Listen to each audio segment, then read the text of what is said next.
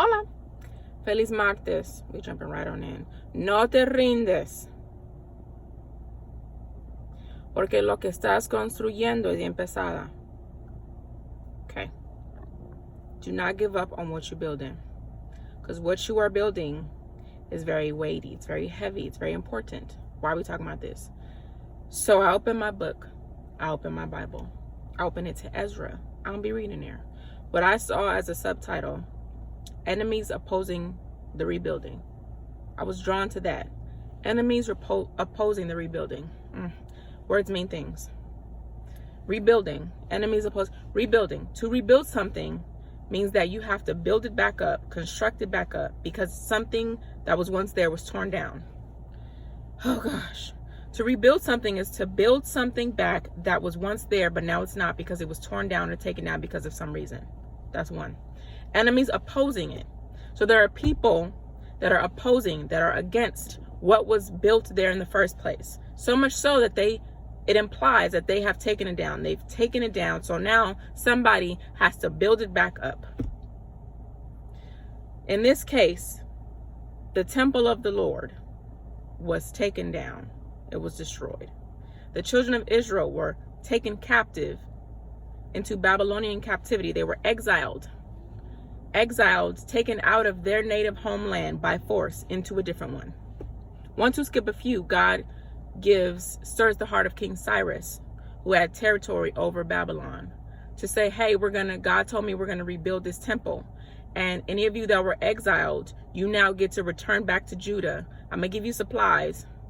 You're going to be returned to Judah to go rebuild the temple. Chapter 4, verse 1.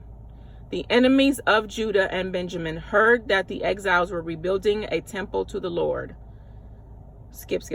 So they approached one of the leaders and the other leaders and said, let us build with you, for we worship your God just as you do. We've sacrificed to him ever since we were brought back. They said, no, you may not have no part in this work. We alone will rebuild the temple. Skip. Then the local residents tried to discourage and frighten the people of Judah to keep them from their work. They bribed the agents and they bribed people to bother, and the Bible says to frustrate them. How long did it last, you ask? It says this went on during the entire reign of King Cyrus of Persia and lasted until King Darius of Persia took the throne. I calculated it. I did my research. 37 years. Almost 40 years. They said, oh, you don't want to let us help you? Okay. So they bribed people to have them frustrate their plans, frustrate the rebuilding.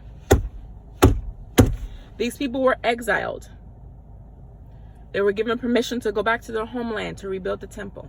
The enemies, their enemies opposing them, came up to them and tried to infiltrate the plan, tried to make like they were going to help them. When they were denied that supposed help, they said, okay. And then they sent other people. They didn't go obstruct it themselves. They sent and paid other people to go frustrate their plans. The Bible did not say it stopped them because the temple still got rebuilt. To frustrate their plans, to discourage them, to get them to stop, to get them to quit. Does that resonate with anybody? You got you're working on something, you're building something. The thing, oh gosh, if you don't get any other confirmation, just know whatever you're building is not going to be stopped. People and things may come to try to discourage you, to frustrate you. For years, this went on. For about 40 years. Almost 40 years, they tried to frustrate them enough to stop building, but it was built anyway. Keep going. What you're building is heavy. What you're building is important. That's it.